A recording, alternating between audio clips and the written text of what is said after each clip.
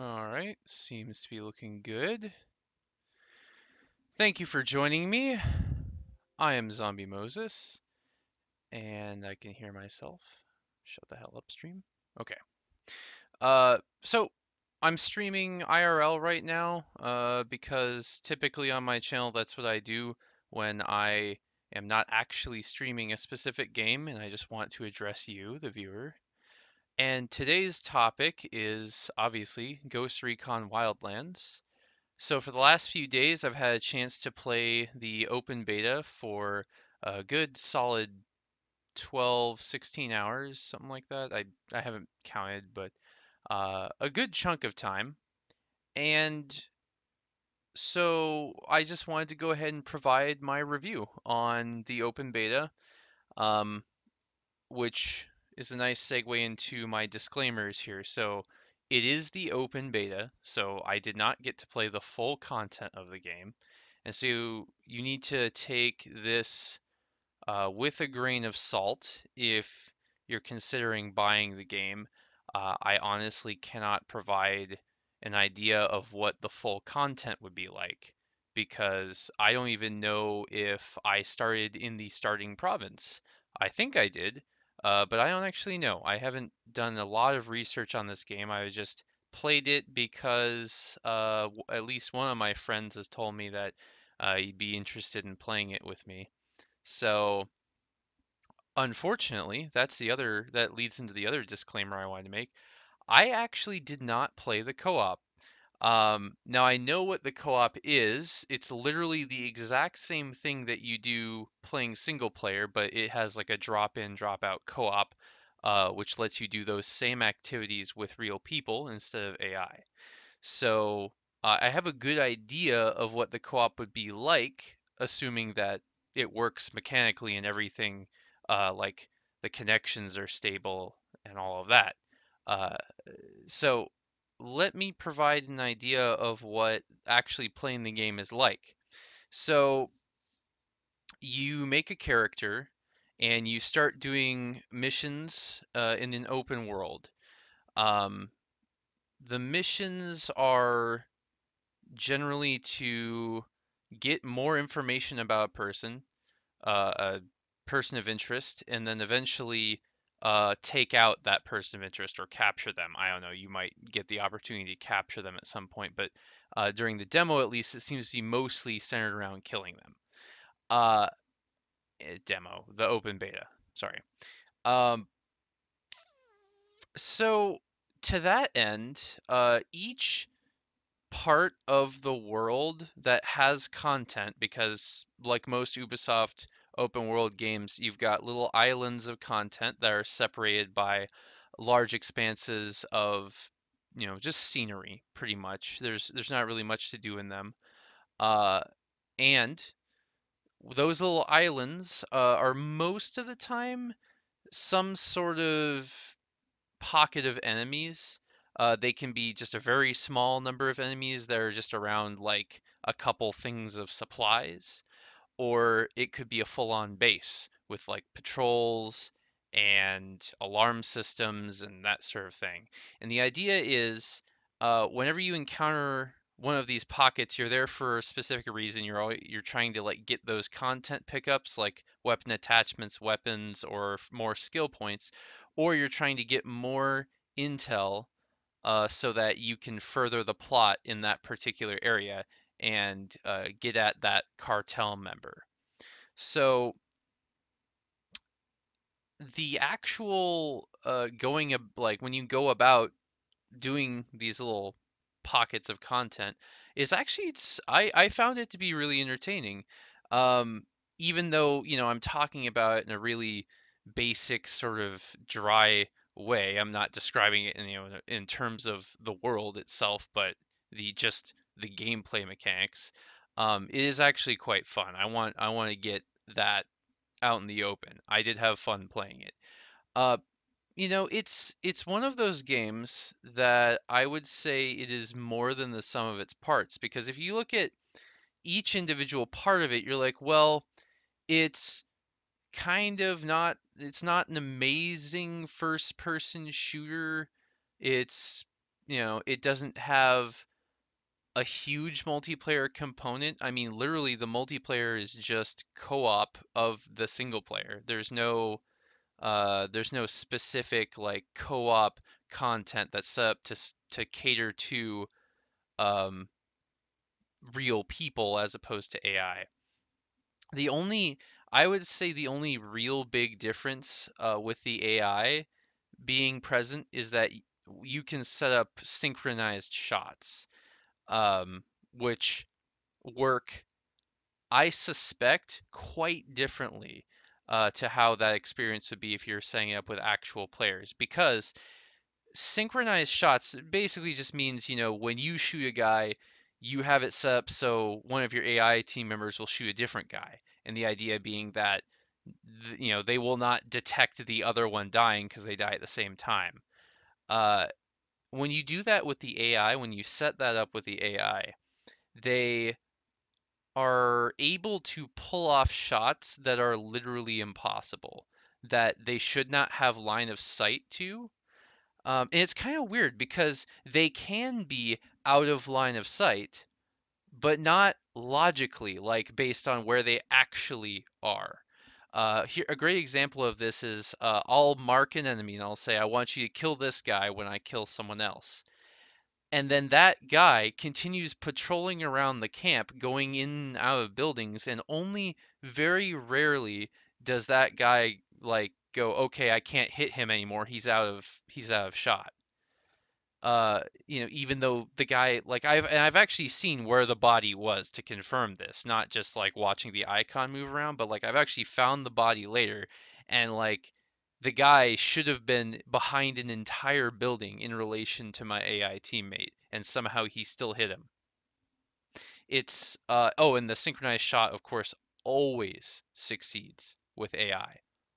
100% of the time. If they're within shot, they do not miss. It is an instant kill. So and I'm probably sound kind of passionate about that. I'm just passionate about games in general. So yes, I probably sound very intense right now. But anyway, uh, getting off topic here. So that's different, I'm guessing. Much different when compared to co-op because of course your fellow players can definitely miss. And that's the thing is there's no like lock-on element in this game. It's not like, if you play GTA, there's no lock on here. It's all free shooting because most of the time when you're taking aim at somebody, it's first person. You can switch to an over the shoulder view even when you're using your iron sights, uh, but most of the time, well, I don't know. I guess I didn't do that very much. I would just assume that most of the time people, when they take aim, they will actually be using the first person iron sights. And that's how the game works. It's a third person shooter ostensibly, but generally when you are in combat, you are shooting from a first person perspective. Um, and so if you're trying to compare this to like The Division, this is not The Division. Like this is not the sequel to The Division. It's like it's really, really different. There's no like, oh, I'm leveling up this weapon, oh, I had to find this rare weapon that's like got these stats. It's like, yes, the different weapons do have different stats, but they are static. Every single copy of that weapon will be just like any other copy of that weapon. All that changes really is depending on the attachments you put on it. And the attachments also static things. They don't have any sort of level or rarity or anything. It's just, did you find this particular attachment in the world? If so, then you can use that attachment. And it's not random either. There's no RNG. It's like that thing always exists in a specific place in the game world, and it's just waiting for you to find out where it is and go get it.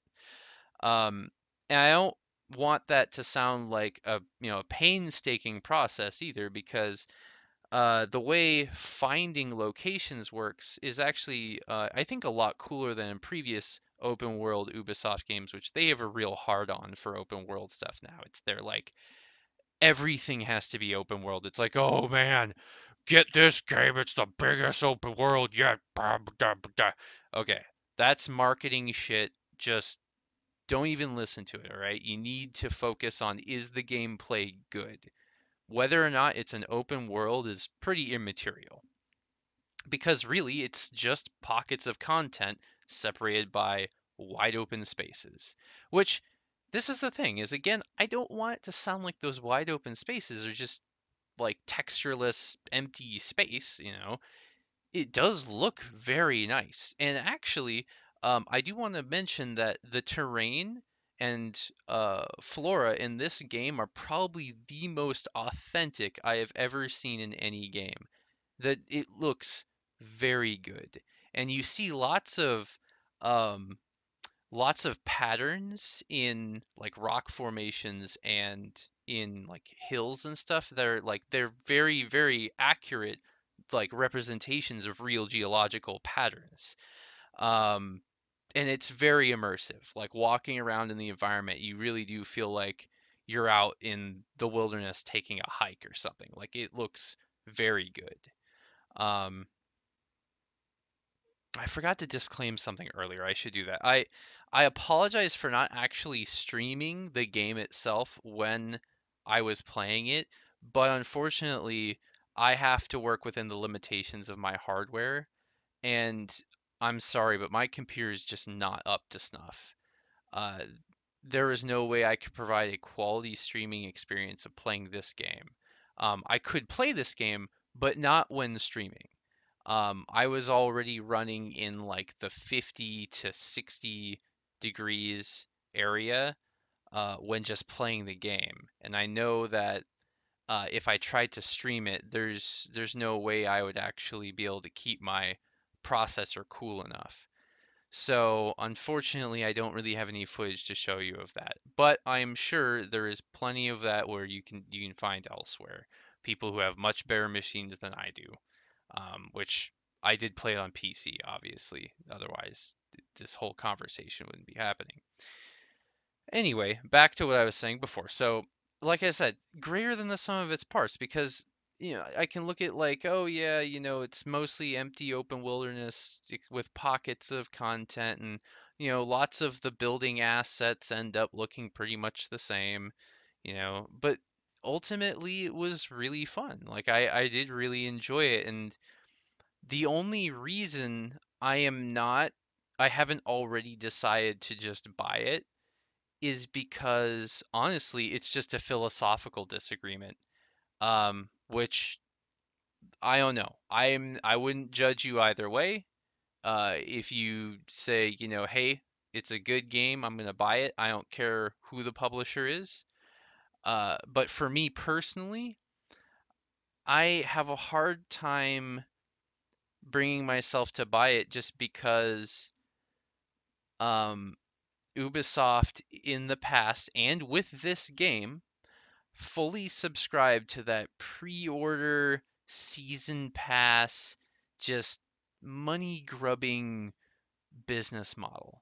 Now, as far as I know, they're not doing any sort of like pre-order bonus, oh, if you bought this from GameStop, you get these things. It's like, okay, no, they have two versions of the game. They have the collector's, well, I should say two versions of the product. They have the collector's version and they have the normal version. And then within those versions, they have the gradation of the normal game, the deluxe version, which comes with you get the extra mission, which I have no idea what the quality of that mission is because it wasn't in the open beta. And then you have the gold edition, which comes with the season pass, which guarantees you access to the first two expansions, which expansions are a really nebulous term now. Like, if you told me that guaranteed me access to two expansions of a Blizzard game, I'd be like, oh, damn, that's actually pretty good value.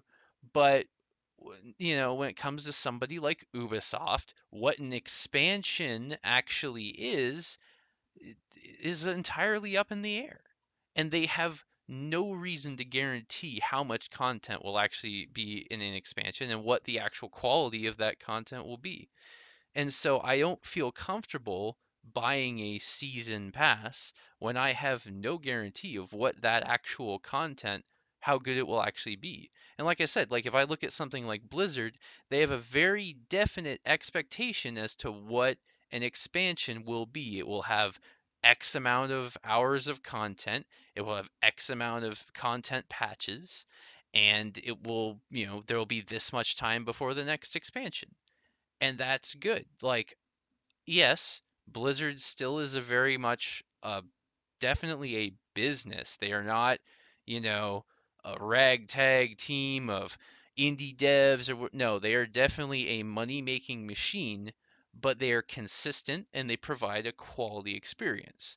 Whereas Ubisoft is kind of inconsistent. They provide some really good games, they provide some really mediocre games.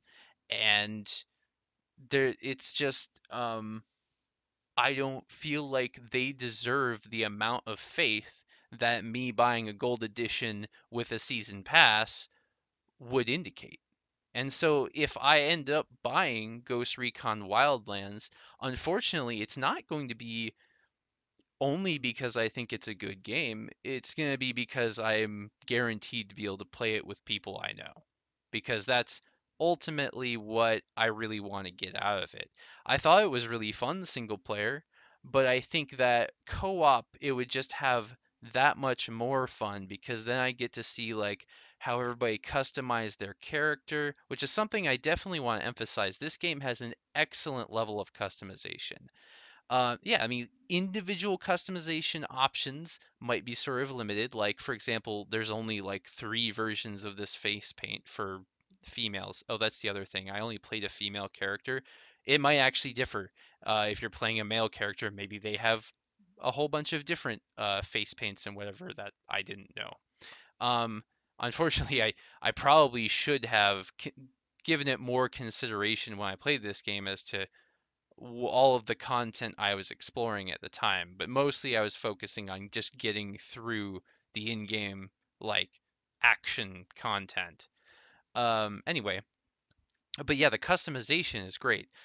You've got various kinds of uniforms and like shirts and backpacks and pants and shoes, and they can all be different colors and camos and whatever, and everything from practical to completely impractical. You could be wandering around the desert in a completely blue camo, whatever. You can do that. It's fine. And I'm actually not sure if it has an effect on stealth or not. I didn't test that. But I guess no, because Ubisoft is probably more concerned with giving people their druthers than punishing them for being individualistic. Anyway, um, I would be very surprised if it had a practical effect on stealth. Now, as far as the difficulty is concerned, I would say that it was kind of easy. I was playing on the hard difficulty, which they called advanced. There was another difficulty above that called realistic, which I doubt whether that's actually realistic. It's just realistically difficult, perhaps. But I didn't actually try that difficulty. I would say on advanced, the game was maybe just slightly easier than I would like it to be. Actual combat was pretty difficult. Like, when you get into a pitched fight, it was pretty difficult. If you're in the open, you'll get gunned down on advance. Like, you have to make sure you properly use cover and move tactically. Um, but as far as stealth is pretty easy. Um, you do have to consider your approach, but as long as you're patient, as long as you wait until nightfall, and as long as you have a plan and you stick to that plan, it's not terribly difficult to actually execute. Most of the time, as long as you're prone, um, people can be really quite close to you and still not be able to see you. For example, there was a guy standing about 12, no, like let's say 15 feet away from my character indoors. So there was no foliage or anything covering me indoors. And all I was hiding behind was like a dining room table with some chairs. And that guy could not see me. So I wouldn't say that the stealth was really all that difficult. I wish that was a little bit more difficult, in fact, because I just didn't feel very accomplished. It was fun, but because it's not terribly difficult, I might eventually just elect to do just open combat more often because it's a little bit more challenging. It's actually right about the level of challenging I wanted.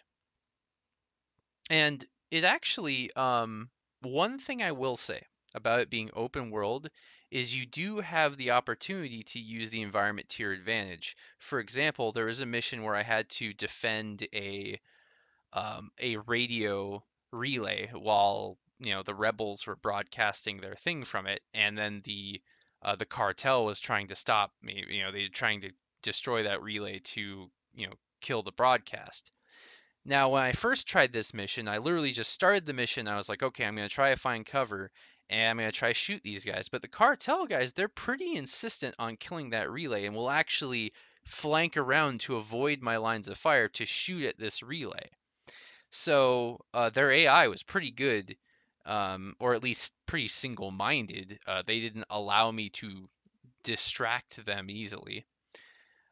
But then what I did, so they destroyed this relay. They just completely I had no chance. And I was like, okay, well, what else? What can I do to make it harder for them? I was like, well, I've got all these vehicles lying around. Why don't I just surround the relay in a wall of vehicles so that they have to get really close to it to be able to shoot it? And that actually worked pretty well. They couldn't shoot through the vehicles, so they had to try and path around them to get a shot at the relay. And when they did that, I just, of course, gunned them down. And it's not like they didn't fire back either. They're pretty vicious. If you don't have cover and there's an open shot, they'll take it. And you don't have a lot of health. I think you can maybe get hit about 10, 11 times on the advanced difficulty, which if you think about, fully automatic weapons and having 4, 5, 6 enemies shooting at you, you can get down pretty quickly. And in any given fight, you're only allowed to be revived one time. Oh, on advanced. I did not test the other difficulties. So you have to break contact to end the fight to be able to get your revive back, your sort of extra life. And not to mention, in order to actually get revived, a teammate has to be able to get to you. So if you're in deep, like if you failed stealth and there's like 15 guys surrounding you, they're probably not going to be able to revive you. Anyway, so that was a cool moment where I was able to use the environment to my advantage, and overcome the fact that there's only a 4-man team versus this like waves of enemies that were incoming, and just trying to shoot this relay. That was a really cool moment. And I don't know, it's just it's really addictive.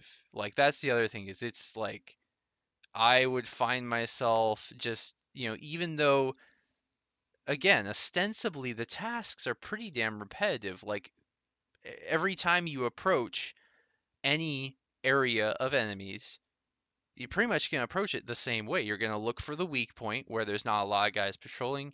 You're going to get in, take out any necessary, like, if they have lots of lights up or if they have like an alarm system or something, you're going to take all those out and then you're going to kill all the guys.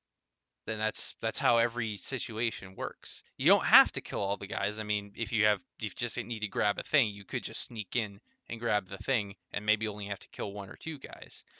But ultimately, you're going to approach it the same way. You're going to find the path of least resistance, sneak in, grab it, whatever. Or if you're a fan of combat, you're going to charge in, cause a distraction, have your guys assault and like blow shit up and then whittle them down. Basically, take cover and just kill them until there's none of them left. And really, that's the only 2 ways that you're going to approach this, uh, in a in a practical sense. But and yet, I actually, like I said, I found that gameplay pretty compelling. It's quite cool, and there's a lot of this cross chatter. Like you'll have like your teammates will, talk about a thing, like, hey, they'll talk about the conflict that's going on with actually, a fair amount of philosophical depth. I mean, it's not like special forces operators are dumbasses, but you know, in a game like this, you might assume that they're not really reflecting much on, the political, socio-political, economical, you know, problem of drugs, and yet they do actually discuss that. Although if it has, a humorous overtone, they're still addressing fair points. Like this entire country is now pretty much a narco state, and the economy is mostly based around selling drugs. So if we kill off this cartel, where does that leave the average person? I mean, they're just going to be farmers. It's a big question. Like, how is Bolivia going to survive after you get rid of the cartel? Who knows? And they don't, I haven't played through to the end of the game. Maybe they address that. Maybe they don't. But the fact that they put that in a conversation in the game is pretty cool. And I would like to note that I didn't one time hear them repeat one subject. And that could be by design. They could set it up in like a linear fashion and they talk about these things as you go through the story. But it's still cool that these conversations are fairly frequent and I didn't hear them repeat themselves. That's pretty cool. I have to give Ubisoft props for that. So so what do I think? I think it's a good game. I think I see a lot of passion in this project. And I think that as long as the co-op functions as intended and the networking works great, the voice over IP works great, as long as all of those things work the way they're supposed to, I think it'd be pretty damn fun to play co-op. And uh, again, it's just I wish I could give you more firsthand on that, but the person I had intended to play co-op with in this game never got back to me. I mean, he's the one basically that turned me on to the open beta, and he just wasn't online um, the whole time. So that was really, that was really sad. I really wanted to play with this guy, and I haven't played a game with him in like over a year. So I was looking forward to that. But anyway, at least I got to play the game. And like I was saying, like if it weren't for my reservations about Ubisoft as a company, I would probably just go right out and buy this, and it would be one of the few games I've bought at full price in a long time. I think, assuming the entire rest of the game is of the same quality that I saw in the two provinces I was allowed to play in the open beta, I think it's a decent $60 game. I happen to be one of those people that think that games can be worth $60, and there's not a lot of them, but I feel like this is one where if I liked Ubisoft more, if I felt like they made more consumer-friendly decisions, that I would have no problem buying this game for $60. So if you don't have a problem with Ubisoft, if you disagree about pre-order culture and whatever, and splitting your your player base based on who bought the gold edition and who didn't, um, fine. Then I would recommend that you buy this game wholeheartedly. It is worth it, I think. So I'll be uploading this to YouTube, and I'm going to, because I want it's a review, I want it to be there permanently.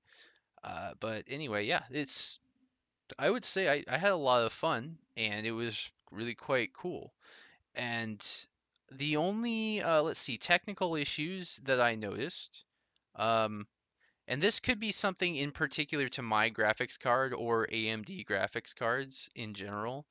I had some graphical artifacting, which is where you get the like weird glitchy like giant triangles that are like popping into your vision randomly and like making it really hard to see the actual stuff going on in the game. Um, I had that happen once or twice, but I'm pretty sure that restarting the game fixed it.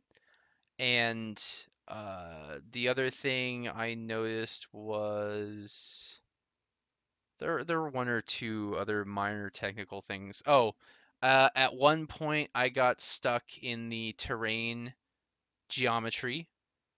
Normally, the way you get around in this game, you can't jump, but you can mantle just about everything. So if something looks kind of squarish and, of a shoulder anywhere from waist to head height, normally you can just climb over it.